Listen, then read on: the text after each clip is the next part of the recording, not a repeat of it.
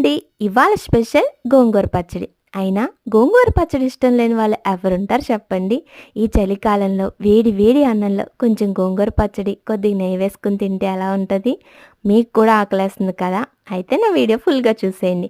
ముందుగా కడాయి పెట్టుకొని ఆయిల్ వేడెక్కిన తర్వాత మెంతులు, జీలకర్ర, కారానికి సరిపడే ఎండుమిరపకాయలు వేగిన తర్వాత ఒక ప్లేట్‌లోకి తీసుకొని చల్లారిన తర్వాత మిక్సీ పట్టుకొని అదే బాండీలోకి ఇంకొంచెం ఆయిల్ వేసుకొని ముందుగా కడిగి ఆరబెట్టుకున్న 2 కట్టల గోంగూర తీసుకున్న. 2 కట్టలకి 2 మీడియం సైజ్ టమాటాలైతే సరిపోతాయి. ఈ టమాటాలు, ఈ గోంగూర బాగా మిక్స్ అయ్యి మెత్తగా కుక్ అయ్యేదాకా కుక్ చేసుకోండి. తర్వాత మిక్సీ పట్టుకున్న పౌడర్‌ని వేసుకొని సరిపడా ఉప్పు వేసుకొని స్టవ్ ఆపేసి పక్కన పెట్టుకోండి. ఈ లోపల పోపుకి ఆయిల్ వేసుకొని తాలింపు దినుసులు, అలాగే వెల్లుల్లిపాయలు, కరివేపాకు, ఇంగువ వేసుకొని ముందుగా పక్కన పెట్టుకున్న గోంగూర పచ్చడిని వేసేసుకోండి. నచ్చితే లైక్, షేర్, సబ్స్క్రైబ్ చేయొచ్చు కదా!